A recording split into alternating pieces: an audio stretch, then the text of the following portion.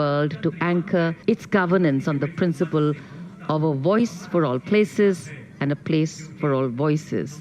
And today a touch समा की ओर बढ़ता हुआ और लाल किले के सामने से अब माननीय प्रधानमंत्री प्रस्थान कर रहे हैं।